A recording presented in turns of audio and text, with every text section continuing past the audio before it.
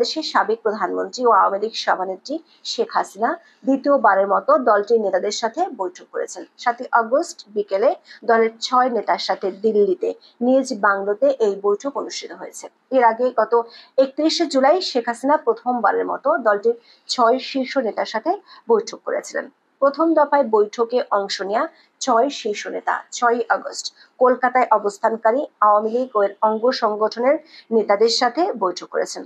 বৈঠকের একাধিক সূত্রে জানা গেছে, বাংলাদেশের প্রতিটি জেলার তৃণমূল নেতাদের মধ্য থেকে নেতৃত্ব বাছাই করে আন্দোলন পরিচালনার দায়িত্ব দেওয়া হবে। অন্যদিকে সরকারি সূত্রগুলো বলছে, আওয়ামী লীগের তৎপরতা বাড়তে পারে এমন খবর গোয়েন্দা সংস্থাগুলো সরকারকে দিয়ে রেখেছে। বিশেষ করে দিল্লিতে বসে শেখ হাসিনা দলটির শীর্ষ নেতাদের সাথে বৈঠক করে যাচ্ছেন বলে সংবাদ মাধ্যমে খবর প্রকাশ হওয়ার পর থেকে চিন্তিত হয়ে পড়েছে সরকার। সেজন্য দলটির নেতাকর্মীদের ধরপাকড়ের মাত্রাও বেড়েছে। গত এক সপ্তাহে দলটির কমপক্ষে 1600 নেতাকর্মীকে আইন শৃঙ্খলা বাহিনী গ্রেপ্তার করেছে। বিশেষ করে 15 আগস্ট যাতে কোনো বড় ধরনের কর্মসূচি দলটি করতে না পারে সে লক্ষ্যে আইন শৃঙ্খলা বাহিনী কাজ করে যাচ্ছে বলে দাবি করেছেন পুলিশের কয়েকজন ঊর্ধ্বতন কর্মকর্তা। ফলে দৃশ্যত সামনের দিনগুলোতে বাংলাদেশের রাজনৈতিক পরিস্থিতি আরো সহিংস ও সংঘাতময় হয়ে ওঠার আশঙ্কা প্রকাশ হচ্ছে। আওয়ামী লীগের ক্ষমতা হারানো আর শেখ হাসিনার দিল্লিতে অবস্থানের 1 বছর হয়ে গেল। শেখ হাসিনা ছাড়াও দলটির সাবেক মন্ত্রী, সাংসদ ও ক্ষমতাধর নেতাদের অনেকেই দেশের বাইরে আছেন। ডেভিল হান্ট সহ কমপক্ষে 2টি বড় অভিযানে দলটির অনেক নেতা কর্মীকে সরকার গ্রেপ্তার করেছে। মব সন্ত্রাসের মাধ্যমে বহু নেতা কর্মীর বাড়িঘর জ্বালিয়ে দেওয়া হয়েছে। বাংলাদেশের অন্তর্বর্তী সরকারের পক্ষ থেকে অবশ্য দাবি করা হয়েছে, আওয়ামী লীগের উপর ক্ষুব্ধ হয়ে মানুষ এসব করেছে। গ্রেপ্তার ও নিপীড়ন এড়াতে বহু নেতা কর্মী দেশের মধ্যে পালিয়ে আছেন। দলটির সাবেক মন্ত্রী, এমপি সহ নেতাকর্মীদের একটা বড় অংশ গ্রেপ্তার হয়ে মানবতা বিরোধী অপরাধ ও হত্যাকাণ্ড সহ বিভিন্ন মামলায় বিচারের মুখোমুখি হচ্ছেন। শেখ হাসিনা সহ দলটির শীর্ষস্থানীয় নেতাদের বিরুদ্ধে জুলাই হত্যাকাণ্ডের ঘটনায় মামলার স্তূপ জমে গেছে। আন্তর্জাতিক অপরাধ ট্রাইব্যুনালে শেখ হাসিনা ও সাবেক স্বরাষ্ট্রমন্ত্রী আসাদুজ্জামান খান কামালের বিরুদ্ধে মামলার শুনানি চলছে। এরই মধ্যে গত 10 মে সরকার নির্বাহী আদেশে দলটির কার্যক্রম নিষিদ্ধ করেছে। আগে আওয়ামী লীগ ও এর অঙ্গ সংগঠনগুলোর বিক্ষিপ্ত কিছু মিছিল চোখে পড়লেও 10 মের পর এগুলো কমে গেছে। দেশের ভেতরে কোনো অঞ্চলেই দলটি কোনো তৎপরতা নেই। গত 2 মাসে চোখেও পড়েনি কোনো তৎপরতা। দলটির তৎপরতা মূলত চলছে অনলাইন ভিত্তিক। সাবেক প্রধানমন্ত্রী নিয়মিতই দলটির অফিসিয়াল ফেসবুক পেজে অডিও বার্তা দিয়ে থাকেন। লাইভে দলটির তৃণমূলের নেতাকর্মীদের সাথে কথা বলেন। কিন্তু এক সময় দুর্দণ্ড প্রতাপশালী দলটি জুলাই আন্দোলনের পর কি তাহলে চুপসে গেল? এমন প্রশ্ন উঠছে সাম্প্রতিক সময়। বেশ কিছু গণমাধ্যমে প্রকাশিত প্রতিবেদনে প্রশ্ন তোলা হয়েছে, দলটির ভবিষ্যৎ কি? আগামী নির্বাচনে যদি আওয়ামী লীগকে অংশ নিতে দেয়া না হয় তাহলে দলটি কি করবে? এরই মধ্যে গণমাধ্যমের খবর হলো, গত 31শে জুলাই শেখ হাসিনা দলের 6 শীর্ষ নেতাকে দিল্লিতে ডেকে পাঠিয়েছিলেন। এই 6 জনই বর্তমানে ভারতে আছেন। তাদের সাথে ওই দিন 4.5 ঘন্টা বৈঠকের পর বেশ কিছু নির্দেশনা দিয়েছেন।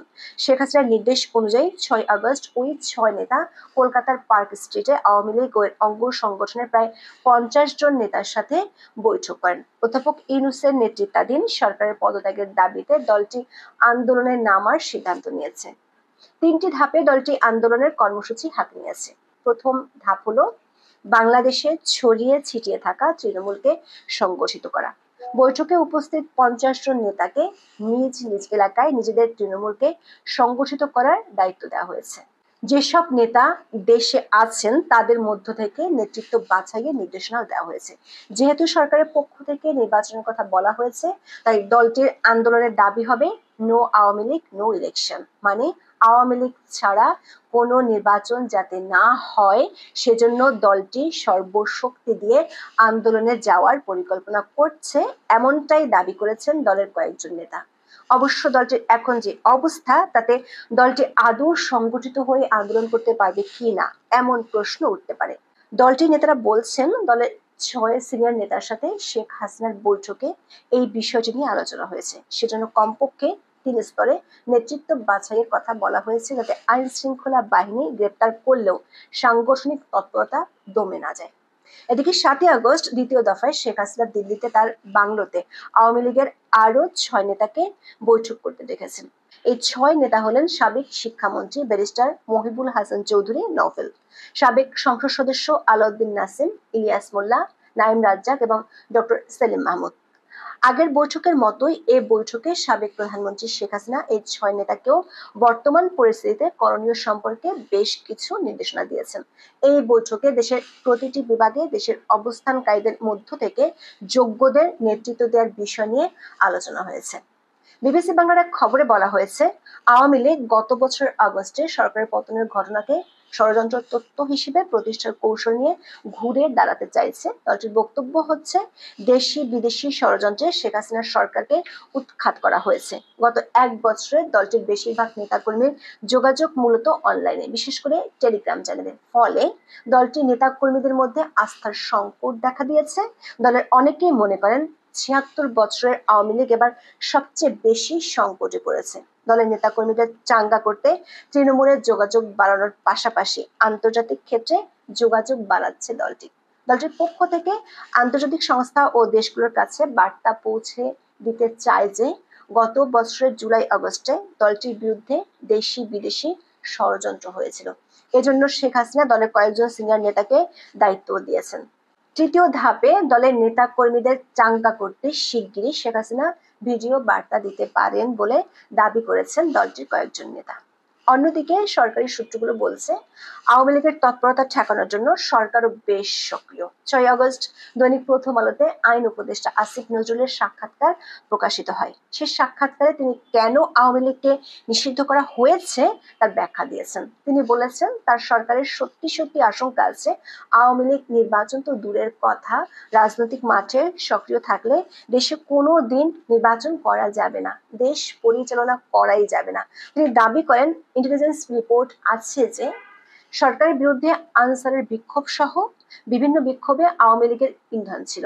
বেশ কিছু ক্রেডিবল এভিডেন্স বা বিশ্বাসযোগ্য প্রমাণ আছে। পুলিশের একাধিক সূত্র বলছে, ডেভিল হান্ট ও চিরুনি অভিযানে 2 দফায় আওয়ামী লীগের প্রায় 10,000 নেতাকর্মীকে গ্রেপ্তার করা হয়েছিল। মনে করা হয়েছিল দলটির শক্তি কমে গেছে, কিন্তু এনসিপির গোপালগঞ্জের সমাবেশকে ঘিরে দলটির শক্তি সম্পর্কে সরকারের নতুন ধারণা হয়েছে। গোপালগঞ্জে আইন শৃঙ্খলা বাহিনীর গুলিতে মানুষ মারা যাওয়া, অসংখ্য লোককে গ্রেপ্তার পর সরকার সমালোচনার শিকার হয়েছে। সেখানে 13টি মামলায় 15,000-এর বেশি আসামি করে গ্রেপ্তার অভিযান চালানো হয়েছে। গোপালগঞ্জে মোটামুটি ক্র্যাকডাউন চললেও গোয়েন্দা তথ্য হলো দক্ষিণবঙ্গের বেশ কয়েকটি জেলায় আওয়ামী লীগের এখনো শক্ত অবস্থান আছে। এমনকি ঢাকাতে দলটির কয়েকটি মিটিং এর খবর গোয়েন্দারা পেয়েছে। এরপর থেকে গোয়েন্দা তথ্যের ভিত্তিতে সারা দেশে আওয়ামী লীগ ও এর অঙ্গ সংগঠনগুলোর নেতাকর্মীদের গ্রেপ্তার চলছে। পুলিশ সদর দপ্তরের তথ্য অনুযায়ী আগস্ট মাসের প্রথম 5 দিনে সারা দেশে চলমান বিশেষ অভিযানে আওয়ামী লীগের 1,593 নেতাকর্মীকে গ্রেপ্তার করেছে পুলিশ। 15 আগস্টকে সামনে রেখে আওয়ামী লীগ যাতে কোনো অনুষ্ঠান বা তৎপরতা চালাতে না পারে সেজন্য গ্রেপ্তার অভিযান চালিয়ে যাবে পুলিশ। আওয়ামী লীগের একটি সূত্র বলছে, দলের তৃণমূলের তৎপরতা বাড়ানোর পর আওয়ামী লীগ তার নির্বাচনী মিত্র মানে 14 দলকেও মাঠে নামার অনুরোধ করবে। লক্ষ্য হবে এই দলগুলোকে ছাড়া যাতে দেশে কোনো নির্বাচন না হয়।